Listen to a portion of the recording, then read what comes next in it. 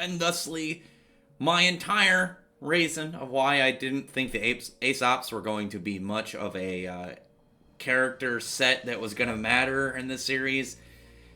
I knew that they weren't going to really kind of hold up. They weren't even like the big enemies of this arc, so it's not like it was going to be really a fight. I very much did like the whole little clash between Tyrion, Clover, and Crow.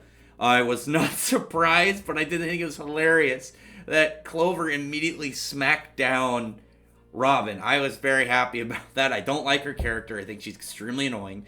And even like after the Tyrion decides just to go crazy and smash the whole plane down, which makes sense though. Because last chapter I was like, what was the reason for this episode that Tyrion would try and 1v3, especially against somebody that he knows was already around his level, like Crow? And it was, he wanted to get captured, and then leading into like, crash the whole plane and set up the whole framing of Crow. I thought that was, that alone made Tyrion, again, stand one of my favorite characters in the series. I think that he's a lot of fun. He's got a very crazy person. I mean, the fact he's like, oh, well, he's all shackled up. He's kind of, confined with this little bonding gear thing. And he just broke his finger, popped it right out of, I guess popped out of place because if it was broken, I don't imagine he'd be the best at moving it. Pops out of place. He seems to like that pain and then popping it back into place and then goes about going crazy while Crow and Clover are fighting. But I didn't really, as much as I would have liked to see more of a fight with the Aesop characters versus Team RWBY. I'm disappointed, but not really surprised that they beat them rather easily. I mean, like, only Blake seemed to have any form of injuries after that. I was hoping that at least get some auras down or something. You don't even have to have, like, that was, like, beaten by hair. I would have been pretty cool with just, like, a little bit extra. But they weren't the main enemies of Volume 7, so it was like they didn't have to be that way, but like how much they were hyped, it was just kind of felt it felt a little losing of the position. Though Clover definitely lived up to his position in being able to fight Tyrion and Crow at the same time. I liked how poor Crow. So it was Tyrion. Let's team up and beat this guy, and then we'll settle our own thing. You have a psychotic serial killer who's serving this timeless psychotic monster lady and doesn't just like, oh yeah, she's my boss, I follow her. He sees her as a goddess. It's clearly a religious viewing of her. And why would you, it should have been, no, we're going to defeat you and then we'll settle this. And I'm sure that just as Crow was like, okay, yeah, I'll team up with Tyrion to defeat Clover and then fight Tyrion. I'm sure that if Crow said, hey, Clover, can we beat this, psychotic serial killer and then fight? He probably would have been on board with it. It's that whole part. I mean, it's very much in the heat of the moments, and maybe he thought it would be easier that way, but at the same time, it's like the goddamn Crow. You fell right into his trap, and then, oh man. So the whole fight with Team RWBY against the Aesops, I knew it wasn't gonna really hold up, and it was like I did like Weiss's part, but at the same time, I was like, the dog dude, I don't remember his name, but him, I was like, he does the whole stop thing, because like his semblance seems to be able to, temporarily halt people in movement, but, and when you have somebody like, from, like, Weiss, really good counter, it was very convenient that the Team RWBY went up against everybody, that they had this kind of, like, swap on, oh, well, RWBY goes against the faster person who is she's faster than her. Oh, here comes Yang, who's like the two power fighters fight, but the power fighter's better. Oh, you got the flexible fighter, and the flexible person Blake is better. You got I guess it'd be maybe more of like crowd control with Weiss and the dog dude. The crowd control, and then Weiss is better. I don't know. It was. They got kind of hyped up, and throughout the season, I could kind of see, like, they're just going to be instantly, like, worse than Team RWBY just because they're the main characters. So, whatever. I mean, it's one of those times, like I said, I'm like, they weren't the vital ones, so though I wanted more of them, I wasn't surprised that they didn't get as much. But then we have Tyrion being crazy, killing Clover. I didn't think Clover was going to die. I thought he would have killed Robyn right away. Clover dying was actually, it was surprising that it happened. When it came down to, like, him and Tyrion teaming up against Clover, I was like, in the idea of them fighting, because they're going for serious swings. You have this dude with weird blade guns, like little glaives on his hands, and you have Crow, who's got this great sword shotgun scythe. And I'm just like, obviously Crow, well, in this fight, Crow fights him, hits him hard enough. Normally like a slash on a person, cut him in half, but they have, enhanced durability because of their auras. It's like, yeah, he'd hit him, the aura goes down there, Crow wins, Crow arrests him at that point.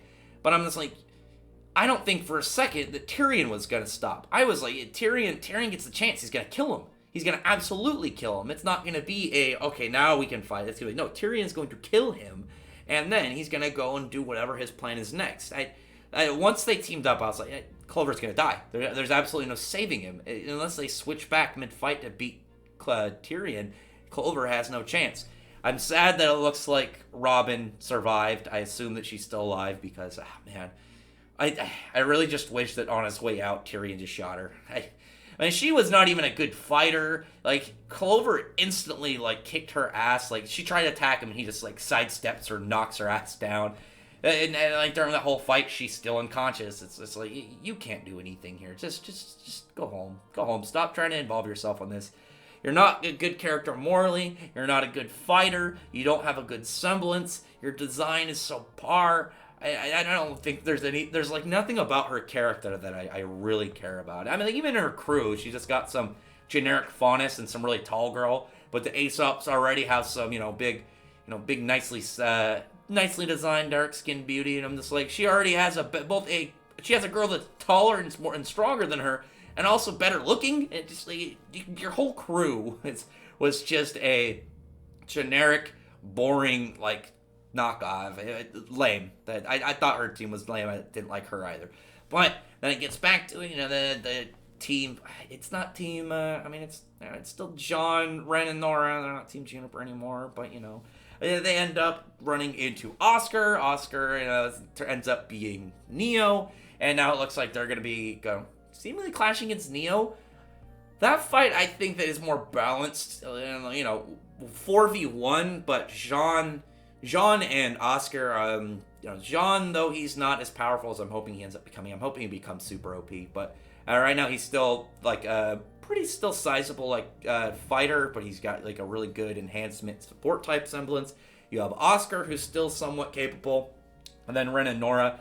I can still see them losing to Neo. Neo seems pretty powerful. She seems pretty in the upper areas, kind of in the zones. I would say Cinder, but pre Maiden, Cinder, Crow and Hazel and all that. Neo's definitely one of those ones that's extremely strong, and she seemed to be really out of Roman's crew as the big contend fighter. 'Cause, you had the smart kind of tactical guy with Roman, but Neo just seemed generally like she's a really good fighter.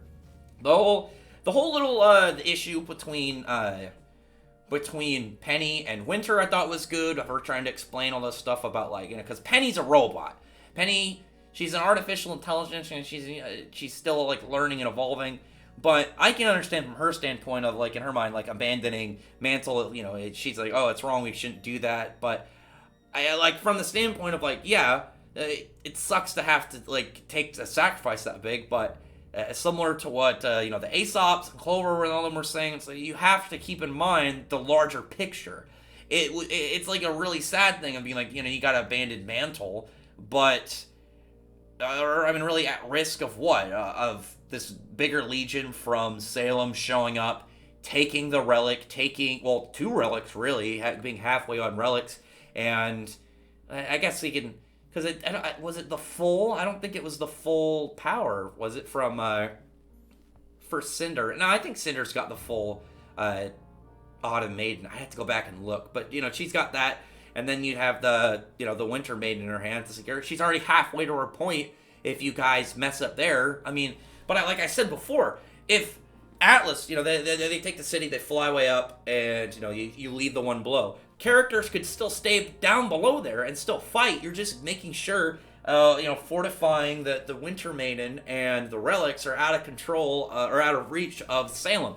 I think the whole unable to grasp that situation on the main character side is kind of ridiculous, because again, it's man, the idea of abandoning these people sucks. It's unfortunate, the idea of having to leave, the people to possibly perish, even though the characters can learn to stay behind and help defend them. But you have to keep the large scale thing. It's like one city versus the world, and you got to make greater sacrifices. That's one of the things I do like about Ironwood. I did really like about the whole Atlas military and people like the Aesops, Clover and whatnot, because they're focused on the bigger picture. They're focused on what the large scale like situation is. And when you have a thing like, oh, you literally just explained to us that Salem can't die.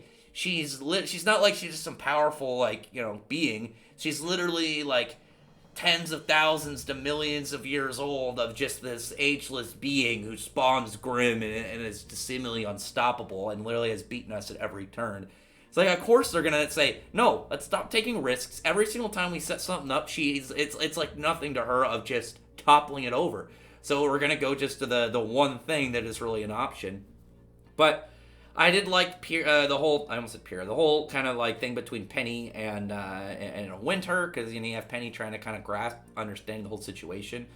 Penny was the one I was like, I can see Penny going on either side, of being like, we got to do the our job, the greater good, and really the greater good at the large scale overall versus the more of like, we have to help everybody we can, but it's like you got to understand like the risks and whatnot of like if you fail at this part, then that can mean everybody loses instead of just the people of this one city.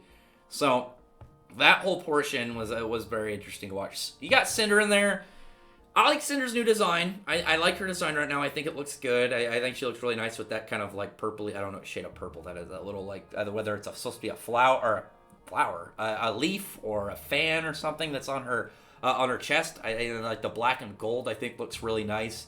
But I don't know. I'm wondering like where her character is really kind of gonna go with, because her whole arc built up through Volume 4 was kind of destroyed in Volume 5, and she's kind of been in this weird spot with Neo since then. I laughed when Winter closed the door and like tried to lock it, and I was like, do you think how would that hold her? And then just blows a hole through the wall, and then there she is. Her against Penny, I can see Penny putting up a pretty good fight against her. Penny's probably gonna lose unless somebody, you get more people in there to help her. But and maybe you could have like Penny versus Cinder, but they don't really know. Cinder doesn't realize while this is happening that Winter is taking the Winter Maiden's powers. Again, why did they have a character named Winter and then have the Winter Maiden? I thought that's just a bad idea on Rooster Teeth's part. But as it were, the episode kind of like ending off with Tyrion framing Crow for the death of Clover. I thought that was really good because it explains why he let himself get captured, why he ended up trying to fight this 1v3. He really wanted to get this set up and really kind of screw over some people, really take out some of the larger characters, because Crow is definitely up there when it comes to, you have all the characters of the series.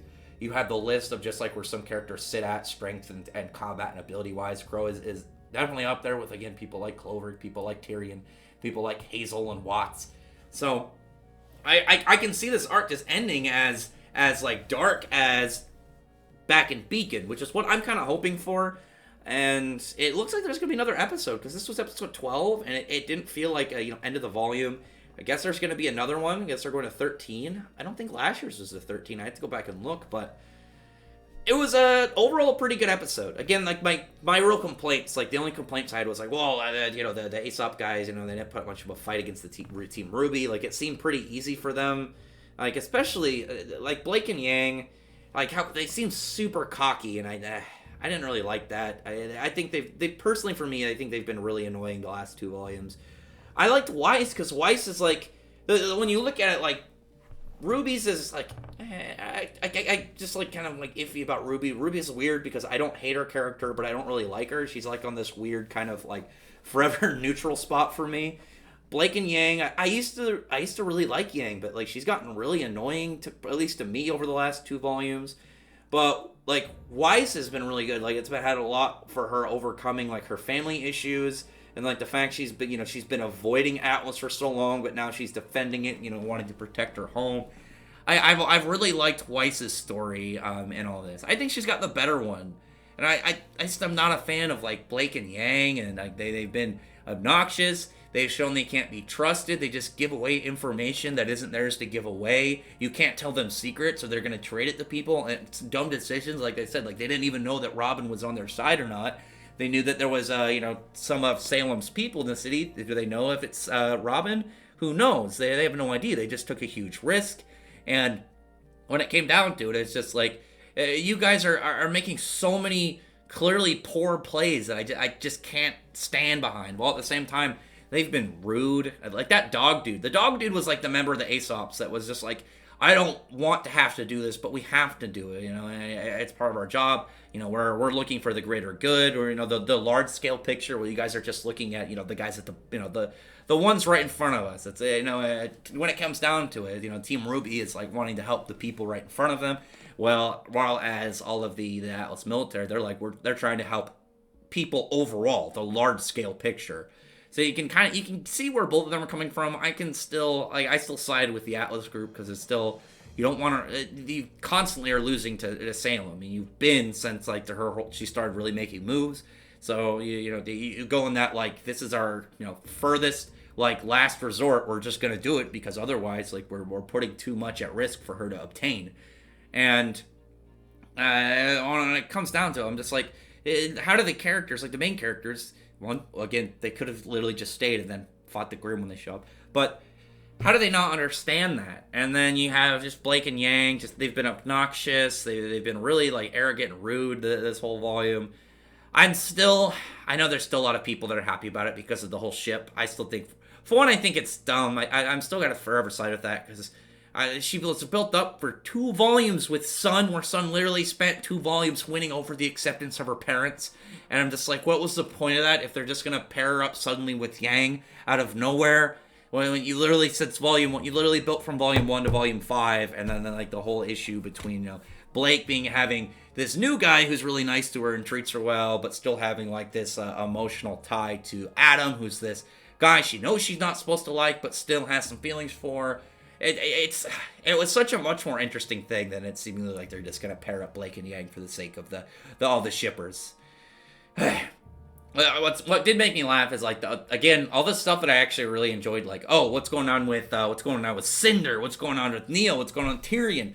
All the characters outside of the main cast are the ones that really have my attention, and then the main cast are just yeah, they fought the Aesop guys, and the Aesop guys were just kind of there. But the dog guy, the dog dude, the dog faunus, I was just he seems really nice. And out of all the Aesops, he was the only one that was because the other Aesop guys were you guys betrayed us, we're not gonna let you do all these things. But the dog dude was he knew that what was their goal was the bigger picture, or people overall and whatnot, not trying to let Salem get another step on them.